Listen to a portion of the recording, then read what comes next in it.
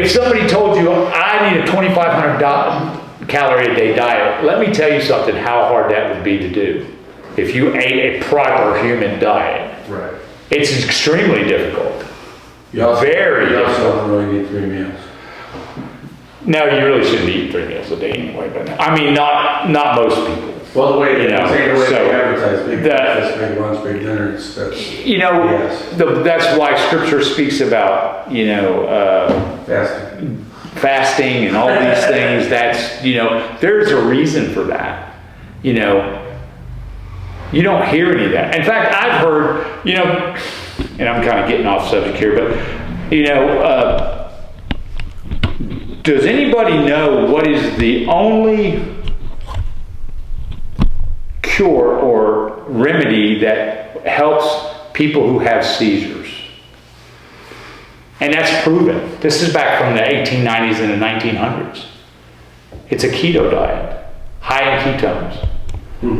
Now, I saw a guy pin a doctor down, and he said, that's only for kids. And said, okay, he said, well, explain to me how it's only for children. How is it only for children? Do the ketones not get into the brain the same way? Do these things not function in the same manner? That's a lie. They don't want you to understand that you might be able to cure your kid of epilepsy with a keto or a high-fat diet. They don't want you to do that. Why? Because he's on $1,500 a month in medication. Most of these doctors. This is a criminal, corporate, organized crime syndicate. That's what they are. And even the ones at the local level that are too stupid to recognize that they're the minions of this organized crime syndicate, they are. Anything they tell you, you should not do. Because I'm going to tell you, they're going to bring about your demise. And I know people, everybody I know knows a lot of people that number of people have just died off. And died off early. And died off all of a sudden. Things that don't happen, because their immune system has been destroyed, But what's worse is they think it's commonplace and they don't even question it. Well, It's worse. But that's because people are so stupid. I mean, the United States is one of the most dumbed down countries. A lot of other poor countries, you can't blame them because they never had any ability to be educated to know. This is one of the dumbest countries in the world because we have all the information is available and you don't take advantage of it, And look around you, go in a grocery store. Yeah. Look at the people that are having to use the buggy to hold themselves up and look what's in there. Everything's full of dyes. It's processed. There's a pack of cold drinks on each side of the buggy. I mean, look at them. Why do you think they're just barely able to push the buggy? Or they're riding around in one of the battery-operated cars. Right. Why are they doing that? Look in the buggy. Look what they're eating. Find me one that's got anything that has nothing in their buggy that's processed. Find me one. Have you noticed how many handicap spaces there are at these stores? Yeah. It's like, are that many people handicapped? Or like two at Walmart or whatever? I'm sorry, but obesity shouldn't get you a handicap parking ticket. I mean, because that shouldn't be the way it is. You know what, if you were, if you don't have any legs, if you're 80 years old and you're not mobile, okay, I don't agree with that, but I can understand why. But if you are clinically obese and they give you a handicap sticker, that's the worst thing you could ever do. If you were, what you should be doing is encouraging people how to remedy that situation. But that's not what they're going to do. They don't want it remedied. I want to know how a handicapped person gets out a $50,000 Lexus that's this high off the ground and you're looking like they're perfectly normal. It's like, how do you have a handicap sticker on your car, All right, well, I'm going to leave that there. I'll let you let Angie tell you about what she's doing and what's going on. Stephen brought some stuff you might want to look at. He sells tallow and, so, I mean, if you want to maintain your health and stuff, you're going to have to take the bull by the horns because there's not going to be any doctor. There's not going to be any hospital. They're not there to cure you. They're there to keep you as a customer. And that's what Are they're you doing. setting bones yet? Angie? Huh? Are you setting bones yet? Broken bones? We're healing. Healing bones. You had a question or a comment? I was going to talk about the seals. You know, we're all bombarded with all these messages all the time, and I'll hear something like when I was in law school, it was a message about grape seal, how healthy it was for you. But I tried to cook with it, and it like exploded like gasoline would, and almost burnt the place down. So it was really a thin oil and very flammable. And then nobody told me to have it. You know, I just felt so lucky to survive, because, you know, trying to put out oil fires It's bad. It's hard. is hard. And I exhausted a fire extinguisher, which, you know, no telling what kind of toxins I actually breathed in when I was, you know, firing that thing off. But the one that I had was a cheap one. It was, when you pulled the trigger, it discharged until it quit. So I was carrying the stupid gotta be thing real careful. outside and threw it in the dumpster. So And it was still going off. there's an app called Cure app, Yeah. and it's like a cure, and you can put the serial numbers and scan it, and it'll tell you the quality at least of what to see what the oil is. Even the stuff that's organic sometimes is less garbage. Yeah, I don't consume any kind of like seals anymore, because I've read that it's really. But what I'm saying is some of the coconut oils and Our Food and Drug Administration is a farce that Right. it gives us this false sense of security when they're not doing anything except promoting, like he's talking about, the chemical companies that control everything. They control the medicine, they control hospitals. It's just the propaganda outlet for the crime syndicate. They're just, That's what they So are. that's what I'm going to address licensed tonight. drug dealers. How we got where we are and how we reverse it. And it's up to us to make the choices to get involved. And we have to become producers versus consumers as a society. And that's where we currently are in transition.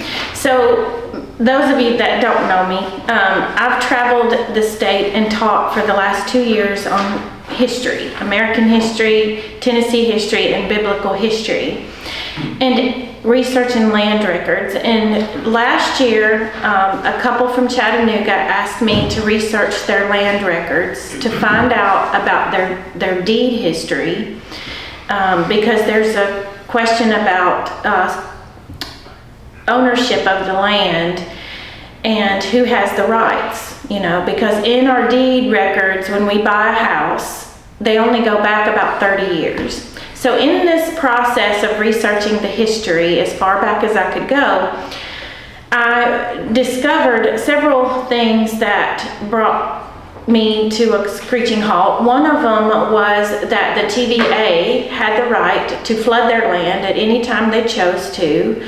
There could be no recourse to the TVA for those actions. They could also mine it for uranium, and they could spray pesticides, DDT or whatever they chose to kill the mosquito population.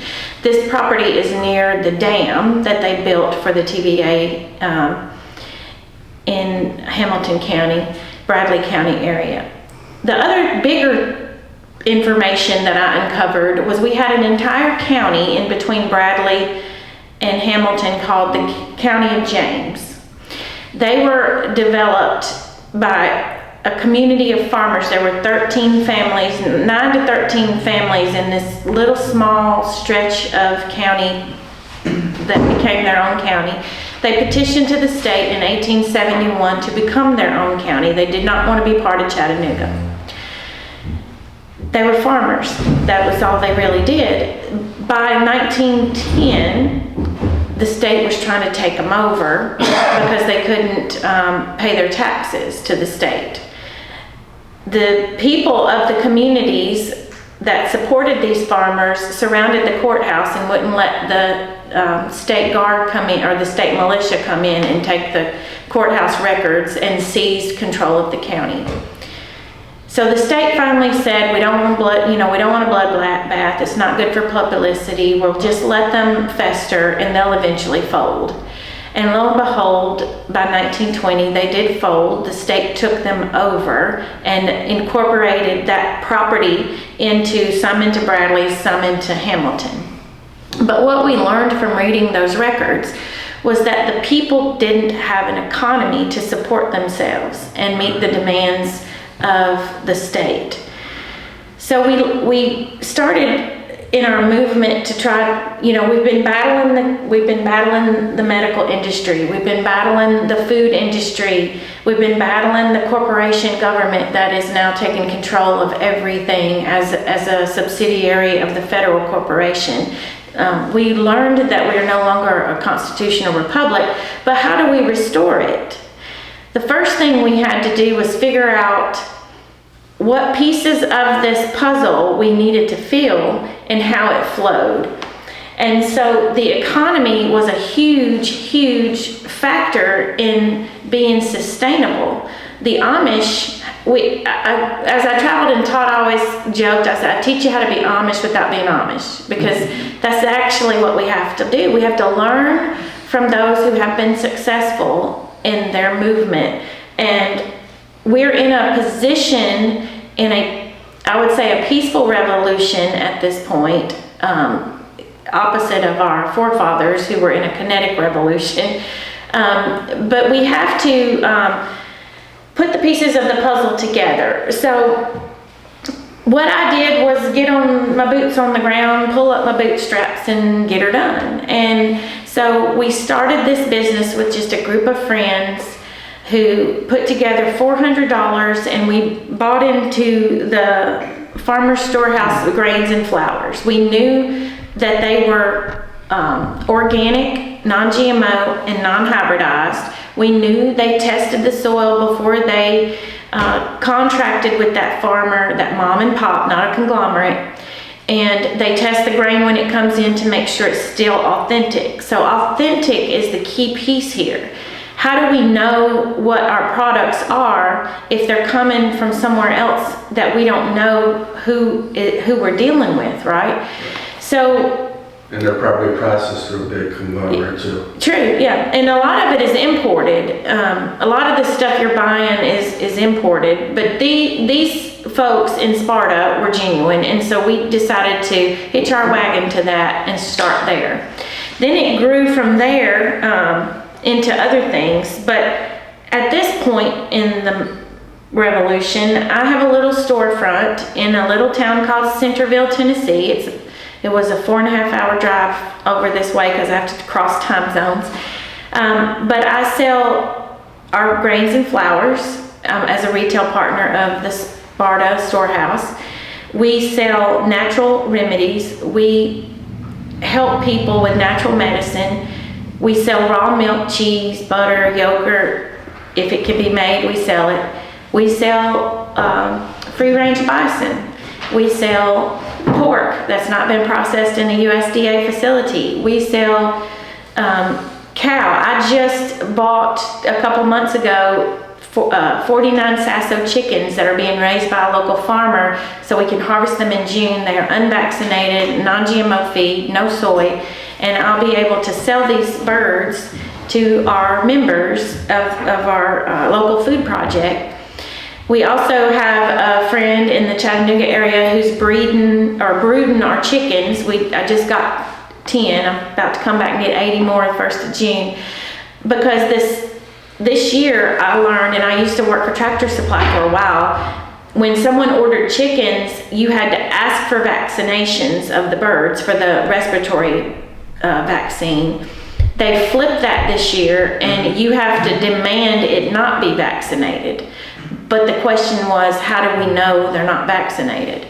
Right. So we didn't want to take that chance. And the reason I say that, a lot of us worked really hard to avoid the COVID upper respiratory vaccine, that bioweapon that they called a vaccine. And now we are getting a secondary vaccine through the food supply chain. There's not an egg you can buy in the grocery store at this moment that has not got that mRNA technology in that egg because the parent has been vaccinated. Pork, there's not a pork out there on the market that you can buy at a grocery store that does not have the mRNA vaccine. We know these things. They don't hide it from us. The question is, how do we provide our community with an alternative? And so we had to get to work and do it, and so we are. And you'll know that Tennessee law prohibits the retail or resale of raw milk. So people will come to me and say, and I advertise it publicly on my Facebook page, and they're like, how do you do that, Angie? Well, it's simple. We have a legal and lawful right to practice our religious principles. We have that right under Public Law 97-280 that was written during the Reagan administration. October 4th, 1982, it was signed into law. If you Google that law, you will hear a lot of hoopla about the year of the Bible. That's all they'll tell you about, the year of the Bible. That's what that law to them means. But that law speaks so much more than the year of the Bible. What that law says, whereas the Bible, the Word of God, has made a unique contribution in shaping the United States as a distinctive and blessed nation and people, whereas deeply held religious convictions springing from the Holy Scriptures led to the early settlement of our nation, whereas biblical teaching inspired concepts of civil government that are contained in our Declaration of Independence and the Constitution of the United States, whereas many of our great national leaders, among them President Washington, Jackson, Lincoln, and Wilson, paid tribute to the surpassing influence of the Bible in our country's development, as in the words of President Jackson, that the Bible is, quote, the rock on which our republic rests. Whereas the history of our nation clearly illustrates the value of voluntary applying the teaching of the Scriptures in the lives of individuals, families, and societies. Whereas this nation now faces great challenge that will test this nation as it has never been tested before. And whereas the renewing of our knowledge of the faith in God through Holy Scripture can strengthen us as a nation and a people, now, therefore be it, resolved by the Senate and House of Representatives of the United States of America in Congress assembled, that the President is authorized and requested to, quote, designate 1983 as a national, quote, year of the Bible in recognition of both the formative influence the Bible has been for our nation and our national need to study and apply the teachings of the Holy Scripture. So that last sentence is what the cake baker who eventually defeated the gay couple in the Supreme Court won on. They had a constitutional right by Public Law 97-280 to practice their biblical scriptural teachings. And so we do too. And so how do we do this legally and lawfully? We stand in the gap for what we know to be a moral structure, and we do it together as a community. They can pick us off, snipe us off one at a time. But when we're 100 strong, when we're 1,000 strong, they can't take us down that way. And so I was worried for a long time. I traveled this state and taught. I did not teach in my own community. Why? Because I did not think that my people were prepared and ready. Then we got blessed with a constitutional sheriff to be elected. And I had lunch with him when I first started this store, and I quizzed him on some things, and I felt comfortable that he and I understood each other and where we were as a people. So I continue to do my work in my community, but also in the state. And the critical piece to all this, again, is we have to become producers instead of consumers. I don't know how to explain it to people other than hindsight is 20/20, but we're not in a position where we can wait for any more hindsight. If we're not wise enough to follow our scriptural structures and teachings and apply what we were taught from a biblical perspective into current day's strategy in this peaceful revolution, we're never going to win in the end. Even if your goal should be to live to fight another day. And you cannot do that if you don't change how you're eating, what you're consuming, how your medicines flow, what your medicines are, and community as a whole. So this piece of the puzzle here, this puzzle piece is blank, right? And Dan was sitting in a class over a year ago well, he was on Zoom, but I had a house full of people, and I was educating on this model, and this just kind of come to me, and I put it together because I needed to know how to explain it to people, because education seems to be what I was put on this earth for, and research is a passion of mine. So in the center of everything is information. We know this to be true because the media controls the information. Education falls into that category because they're getting indoctrinated, they're not getting educated. And then you could do podcasters, anything like that. Information is the centrifuge of everything. And you'll see how that's true in a moment. But on the outside of that, I put retail. Outside of that, I put medicine.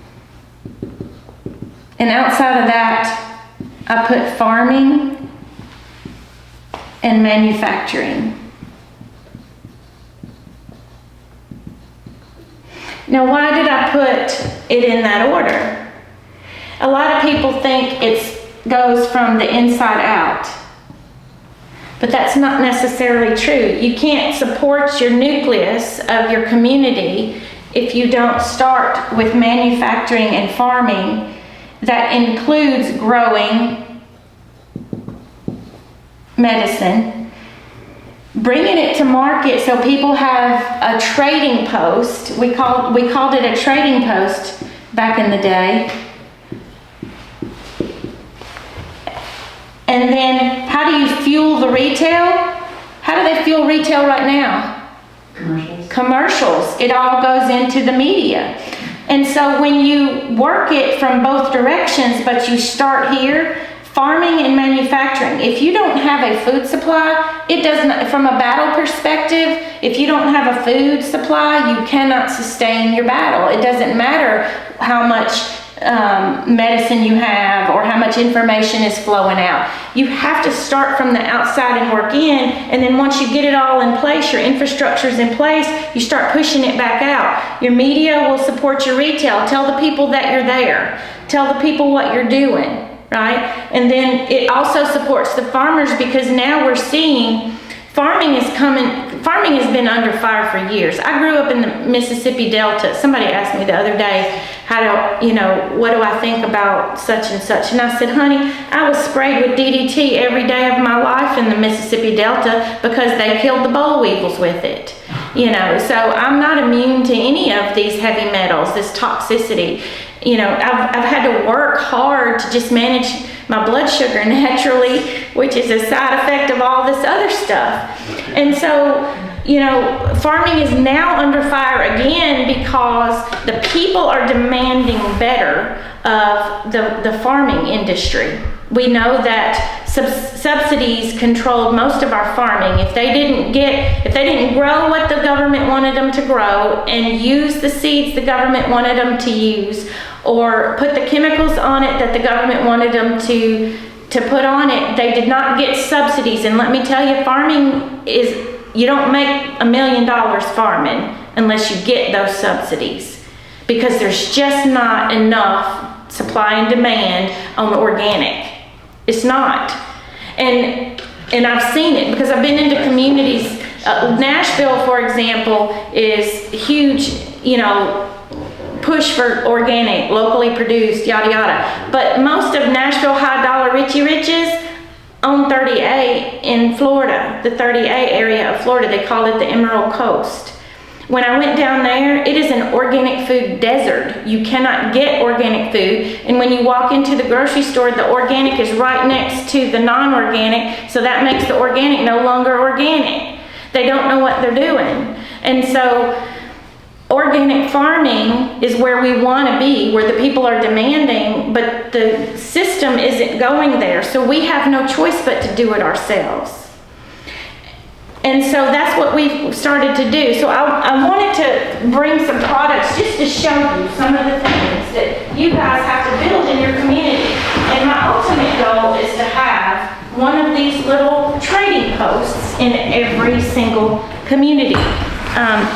This sign, for example, is a piece of wood that was a charcuterie board a 16-year-old in my community made out of a tree in his backyard that had fallen over. He's 16. He's homeschooled. He knows how to do this type of work. It's not got a finish on it except for mineral oil.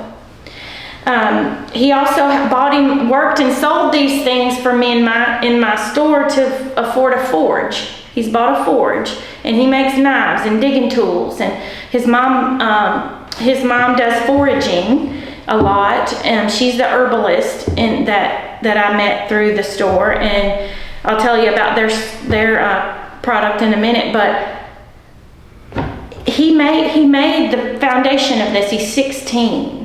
And he works at Walmart as a stalker part-time, and he's homeschooled. Then the sign pieces is a 3D print. This 3D print is from a gentleman whose mom has an apothecary too in Middle Tennessee, and he printed this sign to match the sign that's above our store. And I can tell you, probably 20% of the people that walk in my store walk in because of this right here. They see barter, they see exchange. We exchange gold and silver. And it's something, the building that I'm in is on the square in this little town. It was built in 1889. It was a dry goods store originally, and we brought it back as a dry goods store mercantile. That's what, it was a blessing how we found it, but nevertheless, it fits into the brand. We're building a brand. We're not just opening a store and saying, hey, come look at me. And I don't have a marketing budget. Facebook is how I market. I bartered with a gentleman who works for Spotify to help me with my website and my algorithms for Google, because that's something well outside of my wheelhouse. I currently have a lady that is working in the store 2 days a week so that she can afford the $50 classes that naturopath is given. And tonight while I'm here, they're in the store learning about mitigation of the vaccines. Last week they learned about detoxing from all the things in our environment that's causing our health issues. So we exchange and we barter. And then, so that's just one of the products that a 16-year-old started this whole little thing. His mom is my herbalist. We started in Nashville in the office of a chiropractor, because chiropractors are pretty much the only naturopathic type doctors you can see in Tennessee by Title 63. There are practitioners out there seeing patients. They have to call it integrated medicine, yada yada, because Tennessee law doesn't allow it. But nevertheless, It'll be under a PMA. Yeah, or it has to be under a PMA, the private membership agreement, which we do have. But anyhow, we started in Nashville in his lobby. We closed his office, and then I opened this one in July. In August, we did $600 that month in sales. It wasn't, we were just opened up and struggling. Then October comes around. October 1st, I meet Amanda. Amanda comes in and she starts talking to me, and come to find out, she's Braden's mom. She homeschools, she forages, she has a huge herb garden. She was making teas and tinctures and remedies for her family. And I said, why don't you make it for the community? If you don't have to work outside the home at that point, you can, build you a business. And she says, okay. So we became an incubator for mom and pop businesses. And I started her, she had 4 tinctures and 1 bar of soap, October 1. By the end of the month, she had sold $700 worth of product. And that was $700 in her pocket, and then 20% more than that I put in my pocket. Because I was trying to help her launch. She needed all the money she could get to get more stuff and build and build. So her label is Victoria Gardens. That's the name of her label. And so these teas, this is a diuretic support tea. Just for example, my brother is one of the ones who had to take the vaccine because he worked for Walmart corporate. October 1st deadline came around. He didn't have a choice. He had to take the shot or lose his job. He was worried about his lease. He had 8 months left, so he took the jab. And Walmart Pharmacy gave it to him. Within 6 months, he has full-blown Parkinson's. So he has Parkinson's plus he's a diabetic. So he sits around and his feet were swelling last year, and I had blended him a turmeric, ginger, cinnamon, and lemongrass blend that pushed fluid off of him. The doctors had then put him on a fluid peel, and it made him sick. And then they wanted to do Lasix, and he says, like, Angie, I don't want to get on Lasix, because once you get on Lasix, you don't come off. So what can you help me with? And so I talked to Amanda, and she created a diuretic support blend, and this is what he now uses.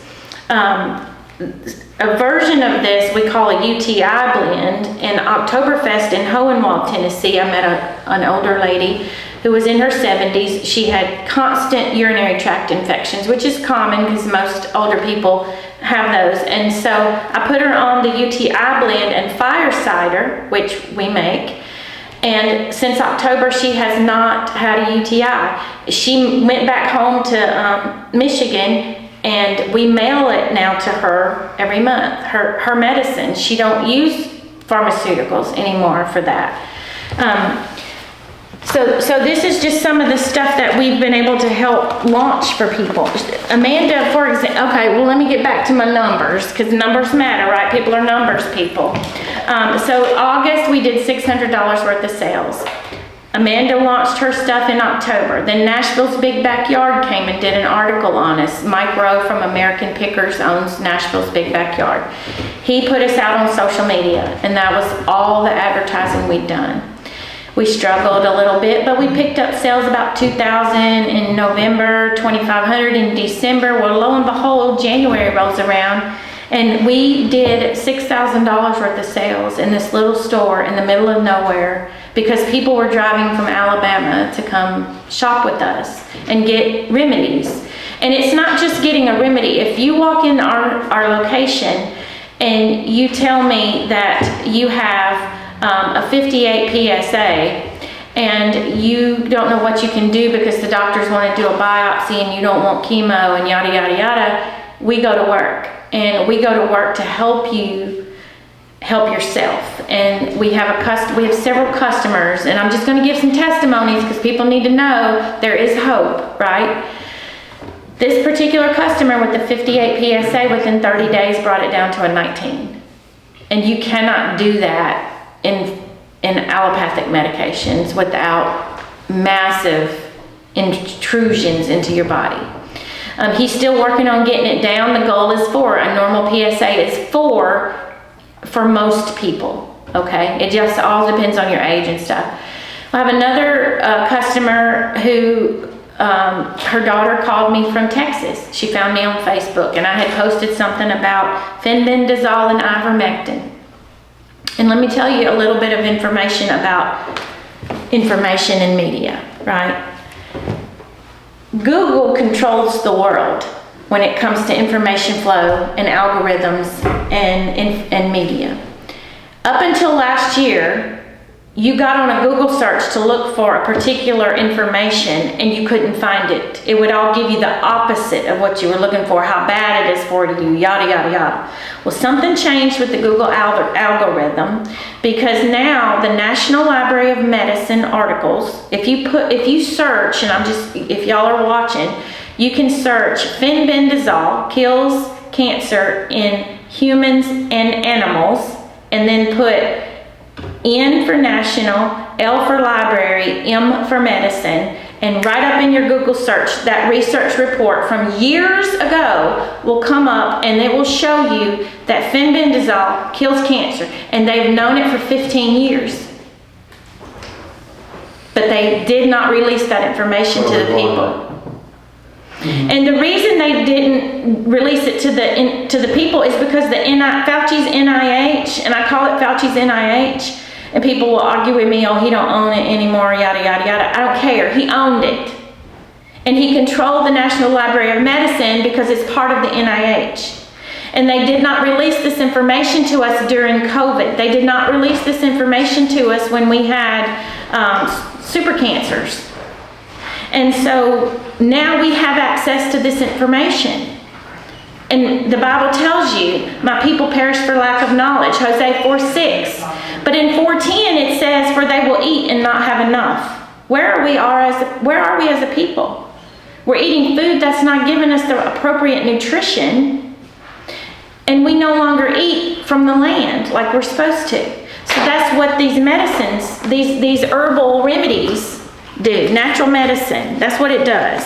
It gives you back the natural herbs that people used to go forage for and make a salad, put with their meals. Vitamins, gives you strong hair and nails right here. It's all natural, it's all herbs. Then another part of our business is if somebody can make it, if somebody makes it, bring it in, we'll sell it for you. We'll bring it to, you're bringing it to the trading post, to the market. You gotta go. Okay. I got your phone, so when yeah. There you go. No worries. You need the grains and stuff, or can I come by when I get done? Okay, all right. So this is a gathering apron a lady in Old Hickory, Tennessee makes. So when you're out in the garden and you're picking your veggies or your herbs, you can drop it in there. This comes untied. You can't go to the store and buy these. They do not sell them in the stores. This is something that she makes. Something else that's quite interesting is, you know how they bump up against you in the big city and steal your credit card information because they have those digital extractors that, this is an RFID lined, it's lined with Faraday material, and anything in here cannot be hacked like that. This lady who makes this makes these. She also makes the wallets and things that you can put your money in to do the same thing. It protects it. Have another lady that makes this is salad dressing, and it's all natural, it's shelf stable. She infuses, you know how people make cider vinegar? She makes pineapple vinegar, and that's the base of what this is. And she adds lemon, she adds oranges, the organic cutie type oranges, and then there is no seed oils in this, but it is shelf stable. And since I started learning what I've been learning, I've become a label snob, or a label Nazi. Like, I will read everything. My grandmother, bless her soul, used to spend 2 hours in the grocery store. My mama would drive her over there, drop her off, go do whatever. 2 hours later, at least, come back and pick her up. And back then, we didn't have cell phones in the 70s. And I never did understand it. And now I understand it. She was reading labels of everything she bought. She was comparing prices of everything she bought.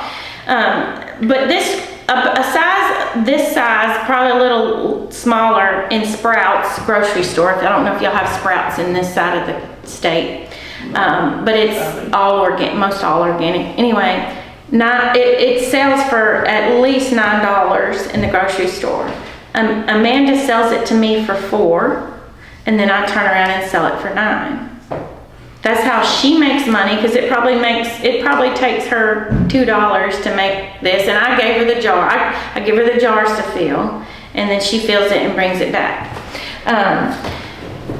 Anyway, the point of all of this is we have to change who controls this cycle of life, because if not, we're not going to survive what's coming at us. And if you don't believe what's coming at us, go to Bojangles through the drive-thru. AI will wait on you. This is no joke. I was in a hurry the other day. I swung in to get me a Bo-Berry biscuit because I do have weaknesses just like everybody else. And AI waited on me from start to finish at that drive-thru window. She spoke to me, she spoke to me, she repeated my order, and she told me my total. I drive around to the drive-up window, a lady standing there filling it based on the ticket that came out of the computer.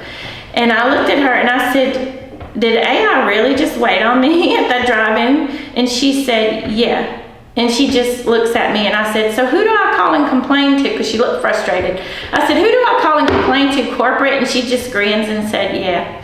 And I said, well, at least they haven't gotten rid of your job yet. And that was simply filling the bag and taking the money. And so we did the math on that.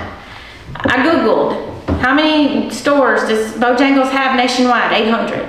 If you're paying somebody $13 an hour on average at Bojangles to take orders, you're saving $9,600 an hour as a company. So now if you take another position and you make that automated, which eventually is coming, you're going to save another, you're saving almost, what, $19,000 an hour as a company.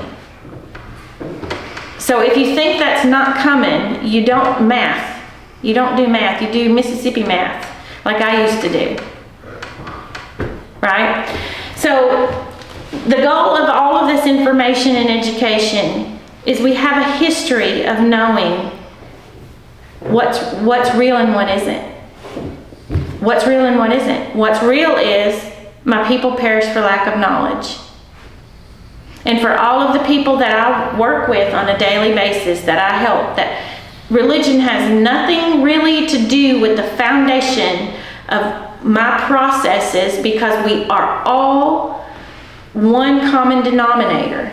We just want to live free. We want to be healthy. We want to watch our kids and grandkids grow up. It doesn't matter what religion you are. And you cannot do that without God as a creator. And you cannot do that without faith that in each other as a people. I mean, I've met so many people that come through my store that's just traveling through and looking for land in Tennessee, but from California, from New York, they just want to be free.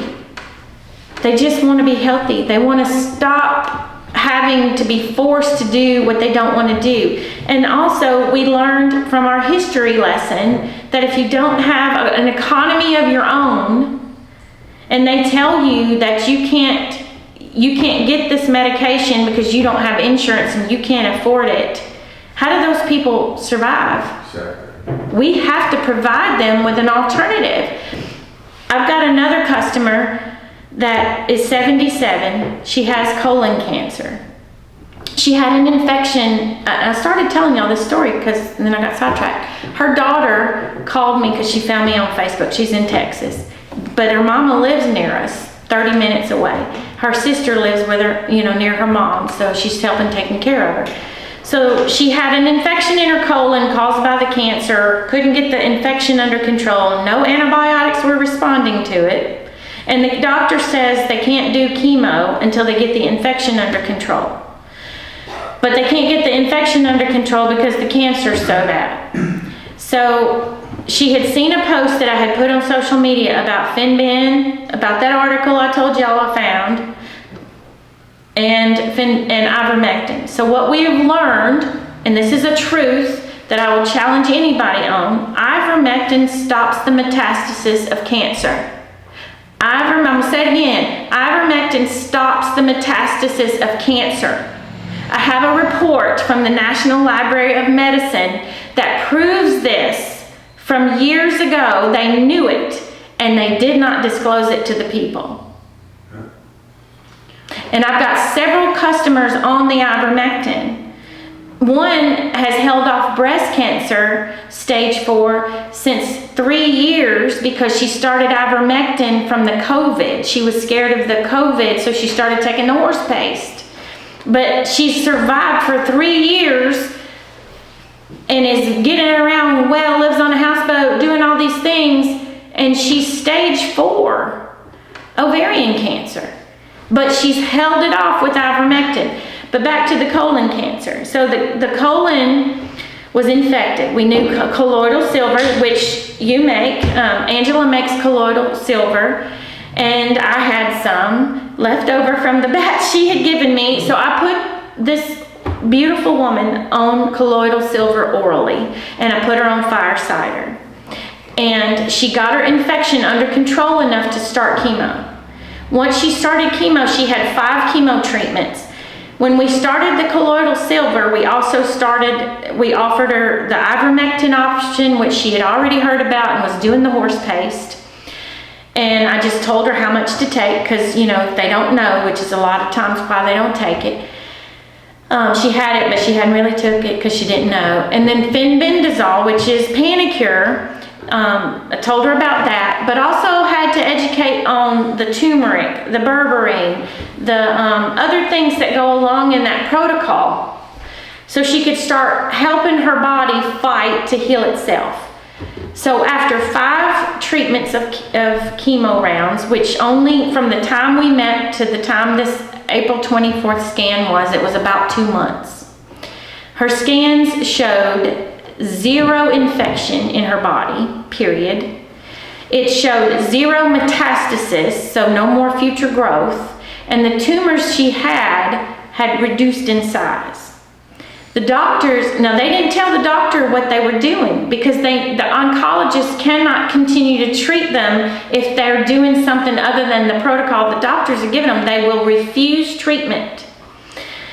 So she's refused to tell the doctor, but the doctor was amazed, and he had no explanations because this doctor literally told this woman that the reason why her daughter called me, there's nothing else we can do. We can't get the infection under control because the cancer won't allow the infection to stop, and the antibiotics aren't working. At a certain point, we're going to put you in for palliative care until you pass. That's what they told her. Why didn't she take the chemo? She couldn't take chemo because they wouldn't give it to her. She eventually took it though, right? She did. Why? Because she believed that because here's another thing. Ivermectin in chemotherapy, when it's a certain chemotherapy, ivermectin boosts the effects of the chemotherapy. And we have a report on that too. But I didn't give her that report, but someone else had told her about it. So she chose to go with the chemotherapy. But it's working. You know, everyone gets to choose. And I learned this with my dad. My dad passed of cancer in 2004. And I kept trying to get him to get a second opinion, and he wouldn't. He did try some alternative treatments, but it was making him nauseous, and he's like me, he can't stand to vomit. You know, he'd rather just leave the earth plane. And so he finally got mad at me, pounding him, and he says, Angie, it's my life and my death and my choices.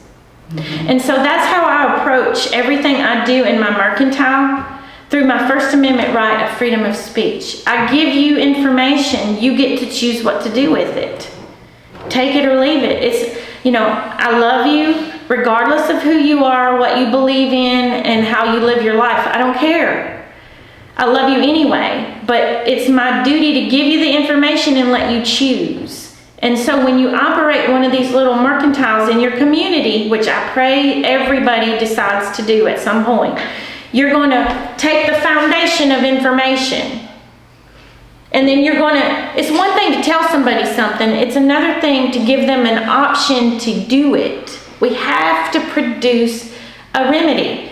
You can't just tell somebody that hawthorn berry and cayenne pepper restores heart function. You can't just tell them that. You got to be able to give them the hawthorn berry and the cayenne pepper in a natural remedy so they can restore their cardiac function, their cardiac cells, and reduce their blood pressure. And you can't just tell them that citrus bergamot has, in 2011, was proven to reverse cholesterol. so that they can get off their statins. You can't just tell them that. You have to provide them with the citrus bergamot to do that, the extract to do that. So this is what this whole purpose of this information flow is. You have to provide the remedies. You have to have all of these pieces in place in your community to be sustaining, self-sustaining. And you can probably educate me a little more on this, but somewhere in the Bible, listening to the pastor that lived next door give his Sunday sermons on Saturday while we were playing checkers, and we were watching college football. I remember people at a certain point flocking together, building their communities, segregating themselves on purpose. I don't remember the scripture, the verse, the surroundings of it. I just remember learning about that. We are at that point. The Amish already had it figured out. We're just now coming on getting on the wagon. And so we have to put all of these pieces in place in a community, because if we don't, your community is destined to fold and surrender the way the county of James, Tennessee did in 1920. So that is my lesson for tonight. If y'all have any questions, I'll be happy to answer questions. There are several parts of the Bible where it says the medicines are all there in the earth for you. Mm-hmm. The medicines for sure. We have so many natural remedies that I can't even, I don't know. It's so frustrating. Ozempic is I meet so many people that come into my store and they have blood sugar problems, and I ask them how they're managing it. And first thing they say is Ozempic. And I'm like, you do realize there's a class action lawsuit for cancer. It causes cancer, causes kidney failure. The reason I refused it from my physician 5 years ago, when it was first a test thingy, was because it's a shot in the stomach and I can't stand shots. That was my first line of defense. And the second was when I read the little fine print, because I'm a label reader, always have been, it would give me guaranteed 6 pounds of weight loss. And I said, well, I can do that by flushing my system of the water weight. Yeah. And then the side effects, the little disclaimers you hear on the commercials that drive you insane. Kidney failure was it. And I'm like, well, I'm gonna die of kidney failure anyway if I don't manage my blood sugar naturally. So whether I do take this medicine and lose 6 pounds, or I don't manage my blood sugar, either way, kidney failure is the end result. So why would I want to just take a shot? So did you bring those last couple of teas you mentioned, like the one that restores your heart function and the one that reduces your cholesterol? And so I have a heart reach. Here I did sell. Well, I did bring them to show you. If you'd like to buy it, that's fine. But it's called Heart Recharge Tea. Okay. Mm-hmm. Well, I'll take some for myself and some for my mother. She's a COPD person. Okay. COPD is we have natural remedies for that as well. She's been taking some little lean tea occasionally. I gave it to her. Mullein is great. You can smoke mullein as well. We have a lot of people that's now smoking it. You started on that again. Yeah. I mean, and there's another thing. Mullein grows everywhere. Just yesterday, I bought a quart jar for $10. Mm-hmm. We packed it in little tea bags that I had bought, 600 tea bags for $10. We packed it. We sell it $1 a bag. The difference, I will say this though, for anyone listening, the difference in medicinal versus recreational tea. You have to boil the water completely to a rolling boil. You have to steep the tea overnight or up to 24 hours. You're creating an infusion into the water and you're consuming the infusion. If anybody tells you you can steep it for 5 to 10 minutes and it's going to give you the health effect that you want, that's not true. Okay. It's just not true. You would have to take 10 times as much. It doesn't have instructions on it, but I will happily text you them. And I will give you my text number too, write it down. Okay. I have people that text me all hours of the night asking me a question. And if I don't know the answer, I will partner with someone who does, and I will get back to you. And I don't charge for information. It drives me crazy for all of these people out here to charge you to you pay them for partial information basically. And I've watched people dump thousands of dollars on that, and it drives me crazy. My people perish for lack of knowledge. A biblical structural principle is knowledge and information should be free. It should be free. Now, you got to pay for the work because somebody somebody has to grow it. Somebody has to harvest it. Either you bring me the herbs fresh and I dry them, or you can dry them. But then we have to blend it, and somebody has to spend time to researching and studying and blending. We have a customer that drives from Alabama called me and said, my vet just told me my dog is not going to make it, renal failure, wasn't pushing toxins, kidney's not functioning. And I asked him, you know, I know this lady who does herbs, can I try that? And he says, at this point, do whatever you want. So I got to researching. That's what I do, I research. And then I consulted with Amanda at the herbalist. And so I had found some things that I knew was safe for canines that would push toxins off the body. And she added some things too. And we created an herbal tea for this 14-year-old mini Aussie. They came up 2.5-hour drive and picked it up, went home, started using it exactly how I told them, infused it overnight up to 24 hours.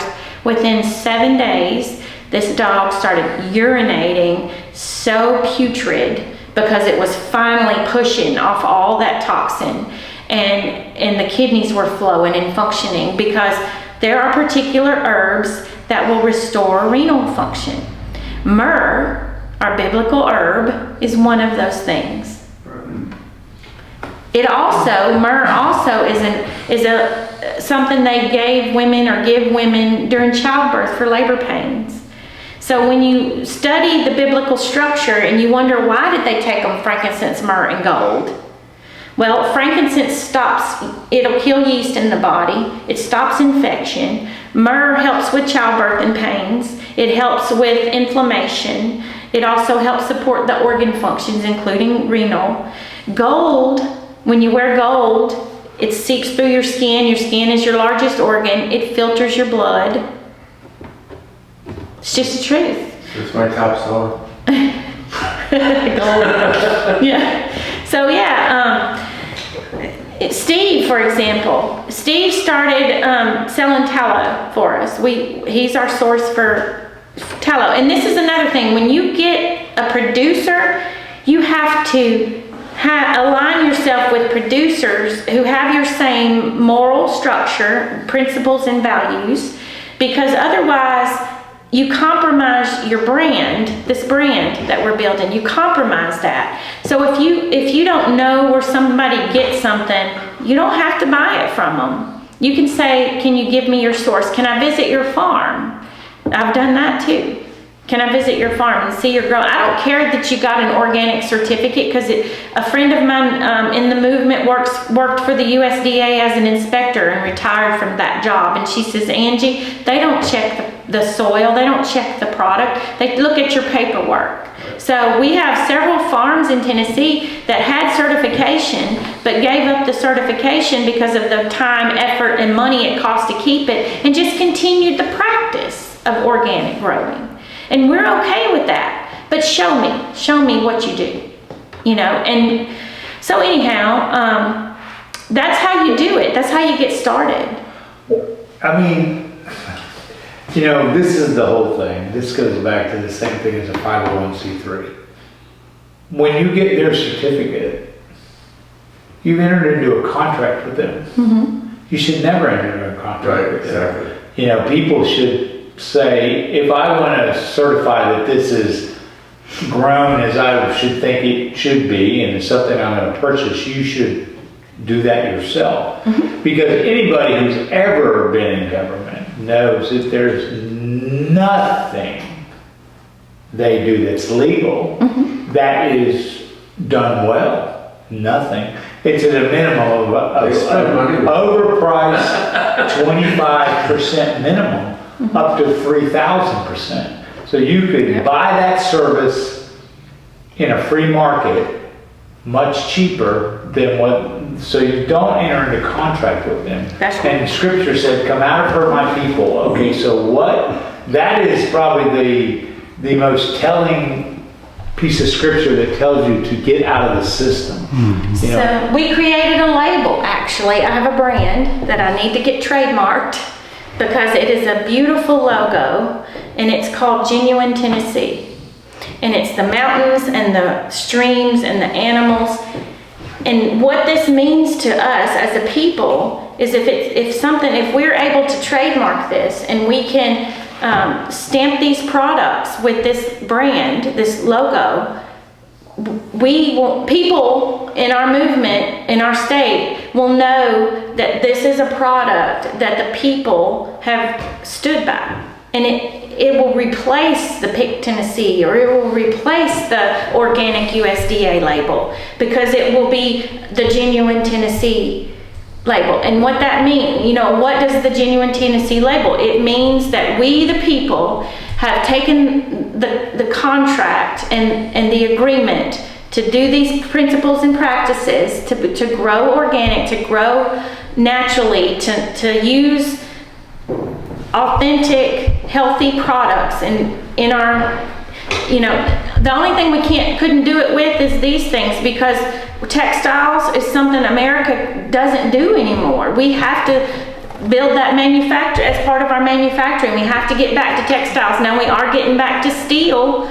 There's several mom and pop steel manufacturers in America now. But you're right. We have to create, just like the alternative parallel economy and the parallel system, we have to create our parallel labels and logos and identifiers so that we the people know it's we the people. Do not engage in any way with AI. Do not use AI. Do not engage with AI. And this is my opinion. Mm-hmm. AI is the demonic world. That's where that information comes from. Mm-hmm. As you engage with AI, you are, when you have the so-called predominant guru of AI, who is Jordy Rose, telling you that they don't know where the information comes from in that D-Wave box. You don't know where it comes from. Well, we know, or you should know, that the demonic world exists. Yes. That's where that information comes from. You are engaging with that system. Every interaction that you have with that system, you actually advance that system. It gathers information from what you're saying. It takes your point of view and it gathers that information. It gathers all those things in. You are actually helping to propagate that whole demonic system, because that's exactly what it is.